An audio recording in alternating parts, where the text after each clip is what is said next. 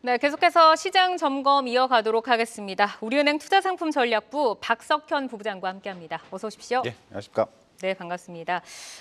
닐 카시카리 총재 올해 금리 인하가 필요 없을 수도 있다라는 발언에 지금 미증시가 상승으로 출발을 했다가 완전하게 돌아서면서 하락 전환으로 거래를 마쳤는데 사실 원래 매파 위원 중에 하나잖아요. 근데 시장의 반응이 좀 과한 게 아니냐라는 뭐 그런 이슈도 있는데 이 높이복 가능성에 대해서 어떻게 좀 보실까요? 결론적으로 가능성은 상당히 낮고요. 지금 그 연방기금 선물 금리 동향을 살펴보게 되면 한 1% 정도 가능성을 반영을 하고 있는데 거의 없다고 봐야 될 것 같고, 그 닐 카시카리 그 미니애폴리스 연방준비은행 총재신데 네. 이분이 원래는 그 비둘기파를 대표하는 분이셨는데 이번 2021년 이후에 미국 인플레 사이클 이후에 대표적인 매파로 이제 돌아선 대표적인 인물이라고 볼 수 있을 것 같고, 네. 이렇게 말씀하시는 뭐 분명한 근거는 있습니다. 그러니까 물가 상승률 둔화가 예상보다 좀 더디게 진행이 되고 있고, 그리고 다음 주에 발표될 미국 그 소비자 물가 지수도 좀 오히려 좀 반등이 예상이 되고 있는 상황이고요.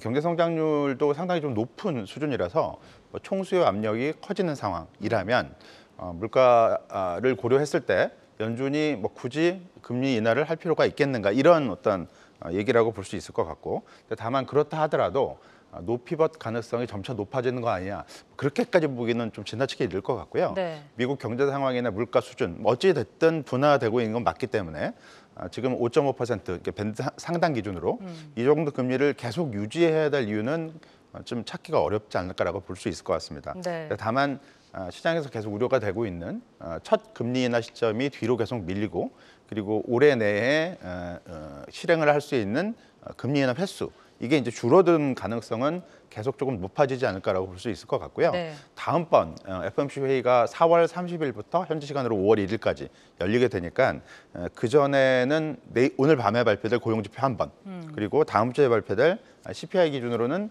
물가지표 한 번, 이게 이제 2번 정도밖에 안 남은 거라서 네. 오늘 밤이랑 다음 주에 발표될 미국 물가지표 이 결과가 5월 1일 FOMC 결과에 상당 부분 큰 영향을 미치지 않을까라고 예상해 볼 수 있을 것 같습니다.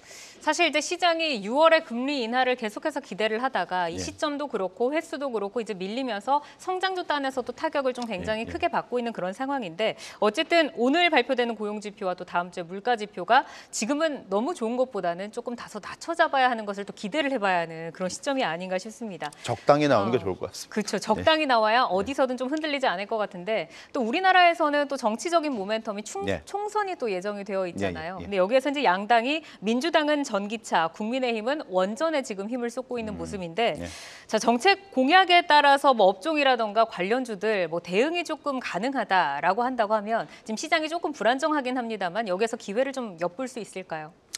일단 뭐 선거 이후의 어떤 정책 요인이 좀 중단될 위험이 좀 있기 때문에 이런 항상 이제 그 선거나 정치 이벤트하고 관련된 정책 부분들은 좀 조심스럽게 좀 접근을 해야 될 것 같은데, 네. 뭐 저출산 문제나 또는 기업 밸류업 프로그램 이런 것들은 선거하고 무관하게 중장기적으로 이슈가 될 만한 분명한 어떤 그 근거를 갖고 있기 때문에 특히 그 저평가 밸류업 관련주 같은 경우는 범위가 상당히 넓고요. 네. 그리고 시가총액에 미치는 임팩트도 상당히 크기 때문에 이 부분은 계속 관심을 유지할 필요성이 분명히 있다라고 볼 수 있을 것 같습니다.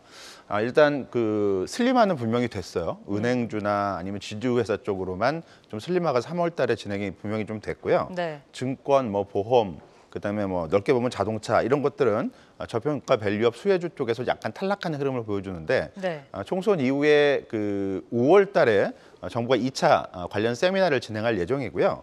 그게 일정이 뭐 연말까지 그러니까 관련 지수를 출시한다거나 이런 일정이 계속 잡혀 있기 때문에 관련 업종들은 계속 주목을 해서 바라볼 필요성이 좀 있지 않을까라고 볼 수 있을 것 같고요. 4월 달 시기적으로는 어닝 시즌이고요.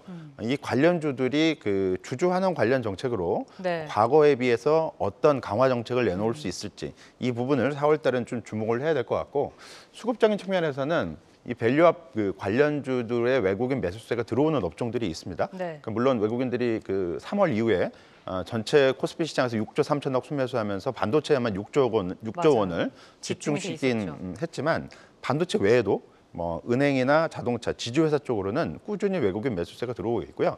최근에는 보험업종 쪽으로도 매수세가 들어오고 있기 때문에 외국인 동향도 어느 정도는 이 밸류 프로그램에 관련된 관심이 있지 않나라고 볼 수 있을 것 같고, 이런 부분들은 총선 이후에도 관련 주식들을 조금 더 움직일 수 있는 동인으로 좀 작동할 수 있다라고 볼 수 있을 것 같습니다. 네, 여기서 그냥 뭐 전기차냐 원전이냐 이렇게 보기보다는 사실 양당이 공통적으로 추진하고 있는 세계적인 트렌드인 뭐 저출생이라던가 이 밸류업에서 좀 받아볼 수 있는 그런 측면들을 좀 더 집중을 해보자라고 좀 말씀을 주셨는데, 자 오늘은 뭐 삼성전자의 실적을 계속해서 기다렸습니다만 사실 지난 밤에 미국 시장에서 필라델피아 반도체 지수가 3% 넘게 밀리면서 시장의 반도체 쪽으로 투심이 또 악화가 됐고 또 좋은 실적을 이미 내놨기 때문에 어쨌든 매물도 좀 출회가 되긴 했습니다.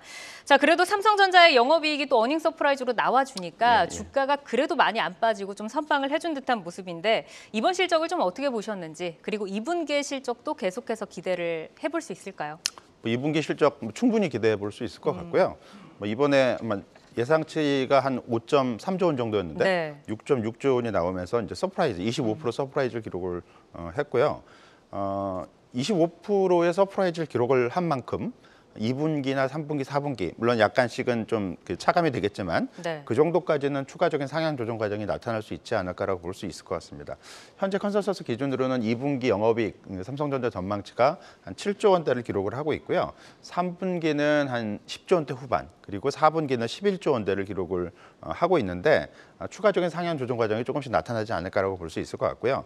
다만 이제 하반기 쪽을 보시게 되면 3분기나 4분기나 한 11조 원 전후로 지금 기록을 하고 있는데 삼성전자가 실적이 본격적으로 꺾이기 이전 레벨이 한 10조 원대 레벨입니다. 다시 회복을 하는 거네요. 그렇죠. 그러니까 이거는 올해 2분기 그리고 중간 과정에서 3분기까지는 삼성전자의 실적이 회복되는 과정에 있는 거기 때문에 이 부분은 조금 탄력적으로 올라갈 수가 있지만 하반기에 예상되는 한 11조 원대 영업이익 수준, 분기별 영업이익 수준은 과거의 정상적인 수준을 회복하는 거라서 여기서 더 많이 올라가기 위해서는 좀 다른 게 좀 필요합니다. 그러니까 현재 어떤 경기 여건보다 조금 더 좋은 경기 여건이 제공이 돼서 IT 경기의 어떤 수요가 좀 더 활성화되는 흐름이 보여줘야 11조 이상의 어떤 영업이익 전망치가 도출이 될 수 있는 건데 아직까지는 그렇지 않습니다. 그러니까 물론 미국 경기는 좋긴 하지만 중국이 아직까지는 횡보고요. 그리고 유럽이나 일본 같은 경우는 오히려 올해 GDP 성장률 전망치가 하향 조정이 되고 있는 흐름이라서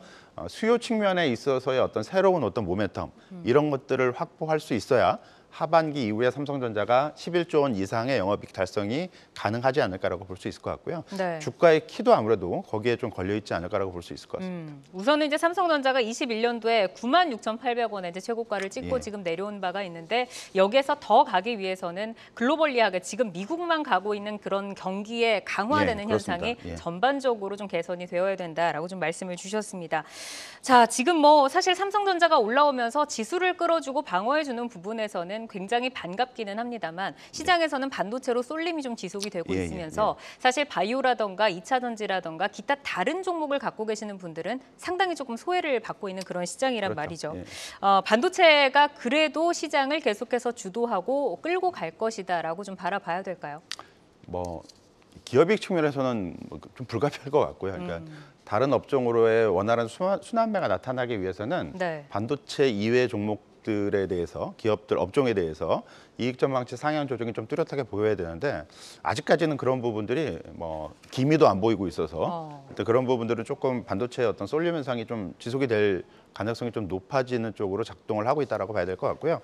반도체 역시 좀 마찬가지죠. 그러니까 지난밤에 미국 반도체 주식들이 좀 떨어진 거는 연준 통화정책 관련 그리고 금리 관련된 문제였는데 앞에서 말씀드렸듯이 다음 주에 발표될 미국 CPI 지표가 다소는 좀 높게 6개월 최고치를 기록할 걸로 예상을 하고 있기 때문에 이런 부분들이 실제로 확인이 됐을 경우에는 연준의 정책이 좀 뒤로 밀릴 가능성이 좀 우려가 제기되면서 반도체 주식들 그리고 우리나라의 반도체 주식들 역시 조금 밀릴 가능성이 있다라고 볼 수 있을 것 같고요. 반도체 주식 자체만 놓고 봤을 때는 이 밸류에이션도 조금 고민을 해봐야 된다. 그러니까 SK 하이닉스의 그 12개월 포드 PBR 같은 경우는 지금 2배 가까이 1.97배까지 올랐거든요. 근데 최근 20년 최고치가 항상 2배 전후에서 형성이 됐기 때문에 SK 하이닉스 같은 경우는 밸류에이션 고점이 좀 와 있다라고 봐야 될 것 같고 네. 삼성전자가 조금 남아 있긴 하지만 삼성전자도 좀 많이 오른 부분이 있어서 이 밸류에이션이 좀 높다라는 그렇죠. 부분도 반도체 주식을 고민을 하실 때 같이 한번 좀 고려를 할 필요성은 좀 있을 것 같습니다. 네, 저희도 좀 짚어드렸는데 상대 밸류에이션적으로는 SK 하이닉스에 비해서는 삼성전자가 그렇습니다. 저평가되어 있는 부분 짚어주셨습니다. 자, 오늘은 우리은행 투자상품전략부 박석현 부부장과 함께했습니다. 오늘 말씀 고맙습니다. 네. 계속해서 다양한 경제 이슈를 알고 싶다면 구독과 좋아요, 알림 설정 부탁드립니다. AI 캐스터 권미정이었습니다.